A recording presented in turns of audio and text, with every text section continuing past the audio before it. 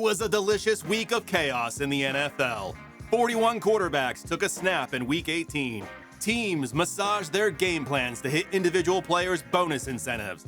The Tennessee Titans got the top spot in next year's NFL draft. And Aaron Rodgers may have just played his last game. Or not. What's important is that we talk about him for months. Welcome to Shut Up Football. I'm Jeff Stoltzfus. That's Kevin. The regular season is over. Long live the regular season.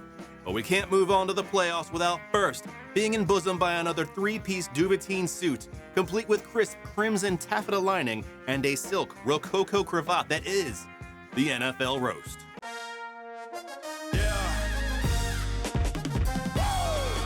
It was Derrick Henry's birthday. Happy birthday, you sexy Clydesdale. Despite being a 31-year-old running back, he did not immediately fall off a cliff. And if he did, he'd be the first one to the bottom. He played coy in the first half, probably filled with cake, and then eviscerated the Browns' defense in the second half. Bailey Zappi and Ken Dorsey are a Molotov cocktail of ineptitude. Zappi was picked off twice by a spectrum of players. Rookie corner Nate Wiggins and nose tackle Michael Pierce look like a before and after of either the apocalypse or a lottery win, depending on which way you go. These are not the droids you're looking for. These are not the droids we're looking for. I can start again next week. I mean, the season's over, but sure. The Ravens have a band, and I can't say they're good. 0 top 10 hits, and they absolutely refuse to play Chumbawamba. Lamar Jackson has had a historic season. Not Discovery of Penicillin historic, but still pretty good.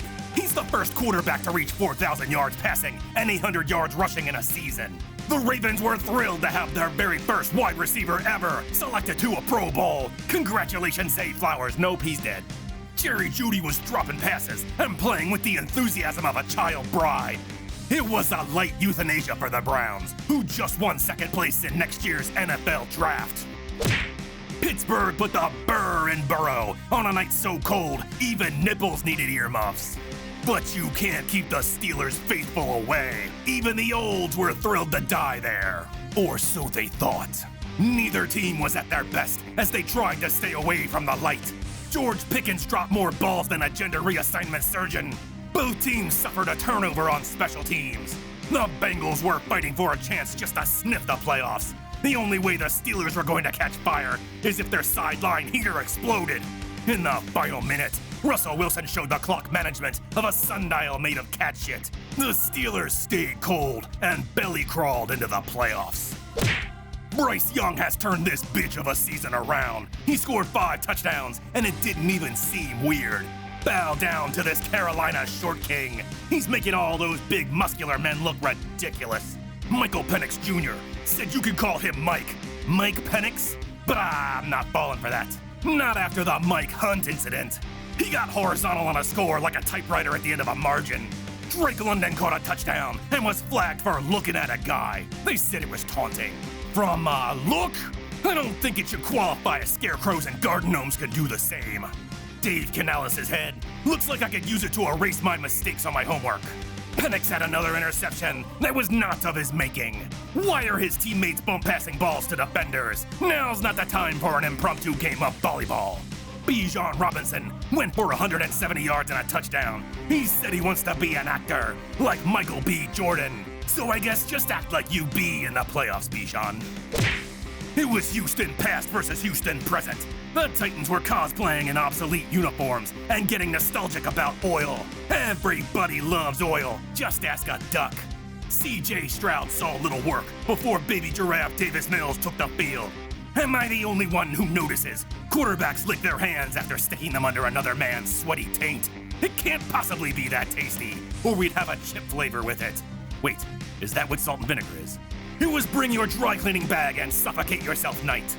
Damian Pierce broke out with 176 yards and a score. It turns out he's good, and they just don't care. Will Levis was playing Will Levis ball again, chucking a duck 60 yards, only to see your receiver steal it from some lazy defender for points. Sure, why not? Nothing means anything anymore. The announcers struggled for meaningful discussion. Kamiko looks good in that vest. That's a good-looking vest. It's Week 18. Saquon Barkley sat this game out. He wasn't Eric Dickerson around with his health before the playoffs. It was the battle of the third stringiest quarterbacks. Drew Lock versus Tanner McKee. McKee was picking up first downs like a vet, hard-counting Giants out of their cleats, which were falling apart faster than Drew Lock's play. Bring out the team cobbler. Is that what Tommy DeVito is good at? They showed how a bug watches games. McKee took the Giants defense apart like a cheap Lego set. After the game, Giants confirmed Coach Dable and GM Joe Shane will return next season. Final verdict, no lessons learned. Joe Flacco peaked in the first 2 minutes. He's old, it happens. They told a cute story about how Mac Jones' childhood friends didn't know his name. That's Mac Jones. I am Mac Jones. Kids are often delightfully stupid. Somehow, Mac Jones ended up in the stands. Coach Steichen, talk to me like you have 3 seconds to live. Yeah, no, it's been good on both sides of the ball. Obviously, they get the ball to start here in the second half, so we've got to do a great job of stopping them. Holy cow, look at that mane. It's like a shampoo commercial's dream. This game went to overtime. Give me more of Mac Jones versus Joe Flacco, said advertisers losing money. Nobody won this game. There were only money lines and bloodletting. Jags fans were chanting for GM Trent Baalke to be fired. Sorry, fans, not today. Best I can offer is a Doug Peterson bus ticket. Jaden Daniels made a brief start before yielding the bulk of his time to Marcus Mariota. Mariota had 3 total touchdowns, running his King's Hawaiian buns off and finding Zach Ertz and Terry McLaurin for scores. McLaurin set a Commander's record for most touchdowns in a season. The Cowboys decided to take a nice hard look at Trey Lance, San Francisco's original Mr. Irrelevant, if you look at his stats. Not much has changed. He still couldn't hit the water if he fell out of a boat. The Commanders failed to connect on a trick play when Olamide Zaccheaus was too wide open. I'm starting to wonder if Dan Quinn even knows he's wearing that hat backwards.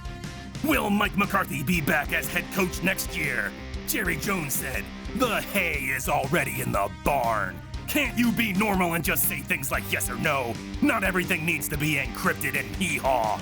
Hey, you guys got anything I can stuff down my pants? We sure do. Aw, sweet, thanks. The Bears executed a trick play where I guess nobody looked up. Not sure how you pull that off. There is a strong urge to follow the ball with one's own eyes.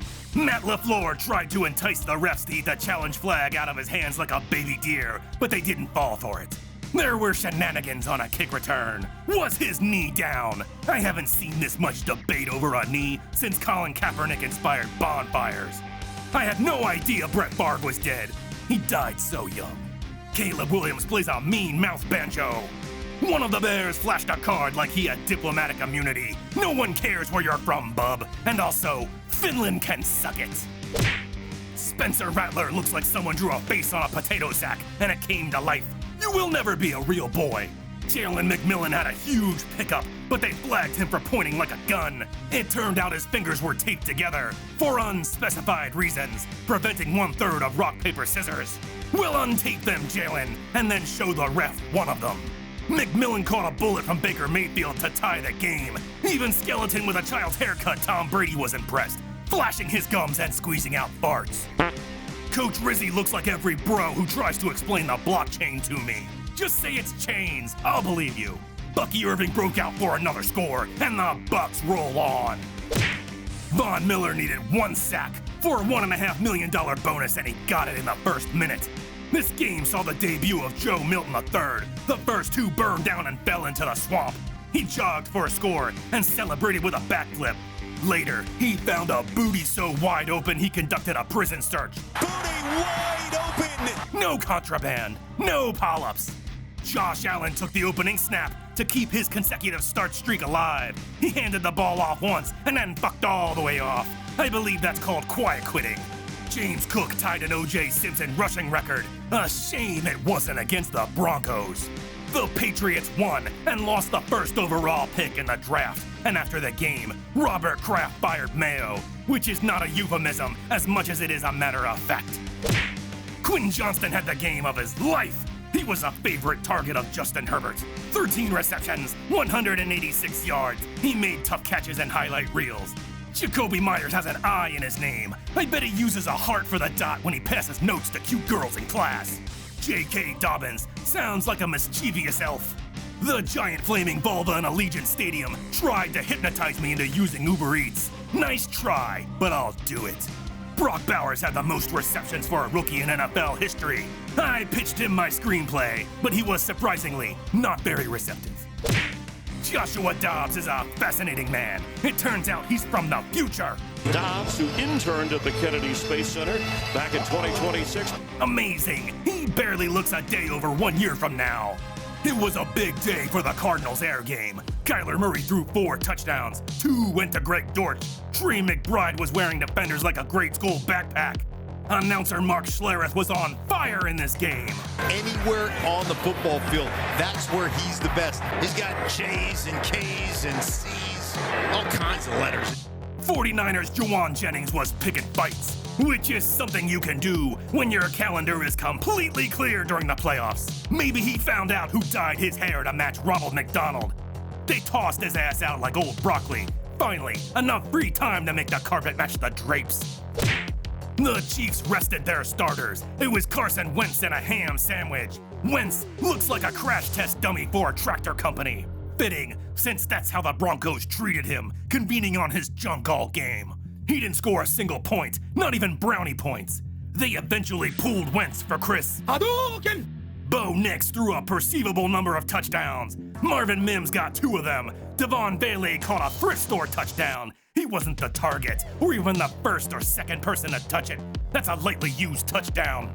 The Broncos made the playoffs and shut out the Chiefs' stunt doubles. All hail the porcelain horse demon, Todd, that rules on high.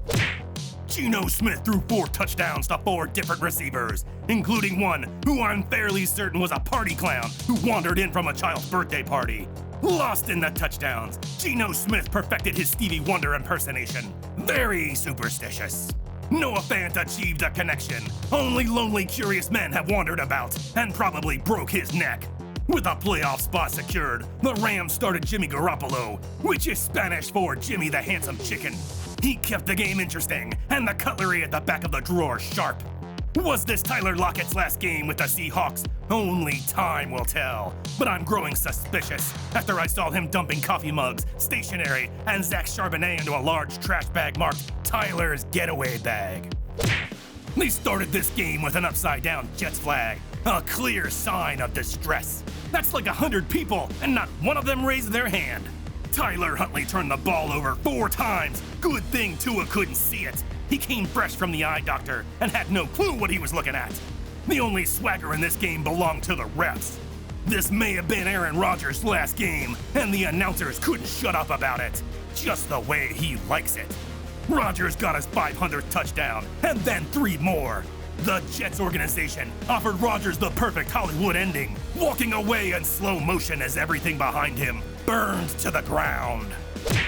These teams were playing for the NFC's #1 seed, which sounds like something trending at a sperm bank. Jahmyr Gibbs flooded the market with 4 touchdowns. He ran backwards on a few just to make it interesting. They put a crown on him, which I assume was Burger King, but it was invisible, so I couldn't tell. Sam Darnold was a Shakespearean tragedy, sad and boring. He was missing receivers all night. Where was the ginger Viking we'd seen all season? Did his Faustian bargain expire in the new year? Alex Anzalone sounds like a failed pasta dish. Every Vikings point came off their kicker's foot. The Vikings never should have gotten off the bus unless it was to lay in front of it. The NFC runs through the Lions' den. And now the soft pretzel of the week.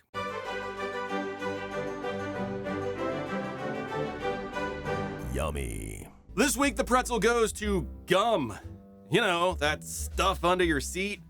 It must be a stress thing, but every coach seems to be propping up the chewing gum industry. I assume chewing gum because I've never actually seen Sean Payton blowing bubbles. Even Saquon Barkley was horse chewing on some Bubba Yum last weekend from the sideline. This seems to be an important part of the game, like jock straps and complicated handshakes. Kudos, gum. You play an important and indigestible role in the game we love. Thanks for watching Shut Up Football. We do appreciate it. Please say hi to your mom for me, and we'll see you next week. Peace! Check the mic and make sure it sound right, boys.